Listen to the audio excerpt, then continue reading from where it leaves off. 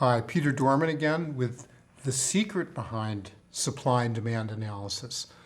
This lecture contains material you will not find in any textbook, including mine, but it's not really a secret because every practicing economist knows this at some level. Nevertheless, it's not presented to the general public when economic results are offered to them and they have to interpret what it means. So I'm performing the public service of telling you what this secret is. So consider a supply and demand diagram. If you look at those two curves, the S curve and the D curve, they go from very high prices to very low prices. And they cover an enormous range of demand, from very low quantities to very high quantities. They fill up a big space in the diagram. The idea is that you could really pick any point in that whole diagram and ask yourself, well, is that on a supply curve? Is it on a demand curve? How would supply and demand deal with that? If we started at that particular point and we had supply and demand, what would then happen? And we could chart the movement of that initial point to an equilibrium, something like Q star and P star. So supply and demand diagrams have as their domain the entire space of prices and quantities, from very low to very high. This is important because in many applications of economics, we are talking about changes out there in the world that could really move us into different possibilities for prices and amounts of production and amounts of consumption, different from what we've seen in the past. So it's very helpful to have an apparatus like supply and demand that claims to cover everything. Wonderful. However, here's the problem. Supply and demand curves are not found in nature.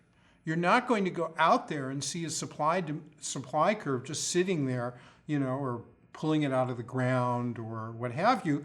All of these things have to be estimated in some fashion. They have to be measured. But the only evidence we have about prices and demand and supply is from the past, where we look at what the prices have been and what the production and consumption has been. And in that more limited domain of past experience, we can make some measurements, but not over everything. Furthermore, it's a problem that responses of people to price changes, for instance, can change. These are not fixed entities like some of the natural things like the law of gravity, right? And the gravitational constant doesn't change from year to year, but economic relationships do change. So with limited knowledge to go on, and with the possibility of all of these changes occurring in the relationships we're studying, really, supply and demand curves are simply a guess. They are simply, well, let's draw a curve like this. Let's draw a curve like that. There's not much more basis for it. Let me give you a comparison to hit home this point. Consider the problem of sea level rise. So with climate change, we are increasing the temperature of the atmosphere, and because the ocean and the atmosphere interact with each other, that increases the ocean's temperature as well. And for any liquid, when it's heated, it expands.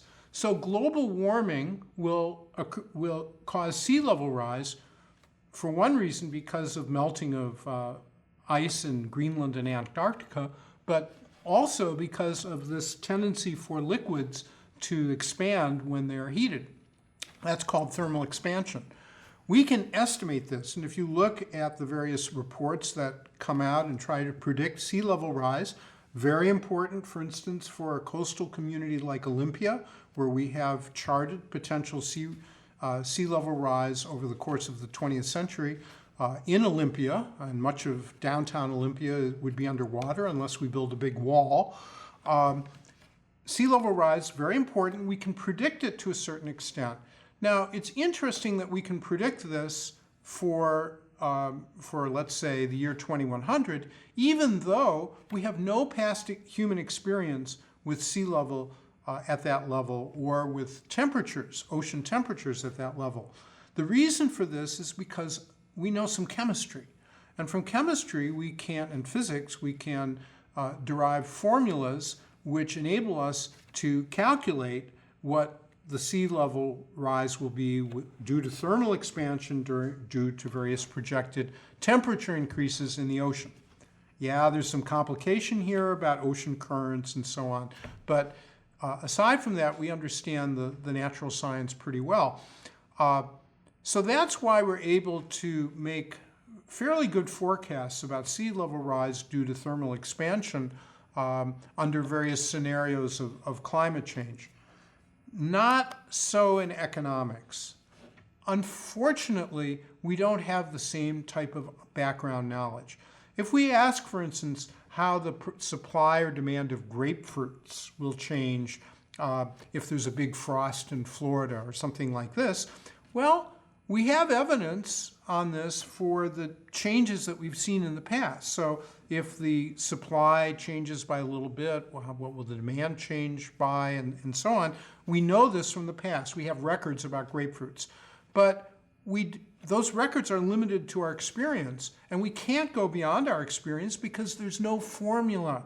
We don't have an equation for grapefruit consumption the way we have an equation for the expansion of a liquid when its temperature goes up.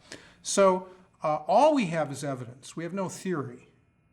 Now, this will tell us a great deal about the difference between supply and demand curves on the one hand and elasticities on the other. Consider an elasticity. An elasticity is really like a little tiny chunk, a little piece of a supply or demand curve, where you have two different points, a point before something changes, another point after a price change, and you look at the relationship between these 2 points. That's actually what you're calculating with an elasticity. Elasticities can be measured because we have the data for them, and we use those data to calculate those changes. But even that is a little bit tricky as you think about it. Of course, you can estimate you can measure directly an elasticity from just 2 points, before and after. However, for various reasons, this is uncertain. One reason it's uncertain is because this is observational information. It's not a controlled experiment. It's not like some godlike economist has held every factor in the economy constant and has changed only the price and has looked at the responsiveness of supply or demand to that change in price. No, this is real life. And in real life, everything is changing always at once. So if you only have 2 points to go by, you really don't know how much of the change in quantity was due to a change in the price or to something else that was happening at the same time. In order to get past that, you need lots of points so that you can use statistical methods to get a distribution, a range of how much the elasticity probably was, maybe a central estimate and an error band around that estimate. That's sort of the best you can do. Now, in that situation, that means you need a lot of data points. And to say that you need a lot of data points means you need a fair amount of experience. So elasticity estimates work within the range of repeated human experience. However, for many analytical purposes, we want to go beyond that and look at new situations that haven't arisen before, or maybe only occasionally have arisen. And in that situation, we have nothing on which to base a supply or demand curve. We can draw them arbitrarily in a diagram, but we have neither the theory, like we have about liquids under temperature, nor the data, which we have from past experience with elasticities. We have neither of those to draw the curves. So if we draw them, it's just a guess, nothing more. We do, however, have elasticities, but the elasticities may not apply to situations beyond our experience. So how can you take elasticities, which you know, or sort of, and use them to create supply and demand curves that you can apply to new situations? And here's the dark secret. The dark secret is that in actual economic work, pretty much all actual economic work, Supply and demand curves are simply extrapolated from elasticities. That is to say, economists make the assumption that the relationship all up and down the supply curve and all up and down the demand curve is exactly the same as the elasticity of the tiny little piece of that we have historical experience on that for.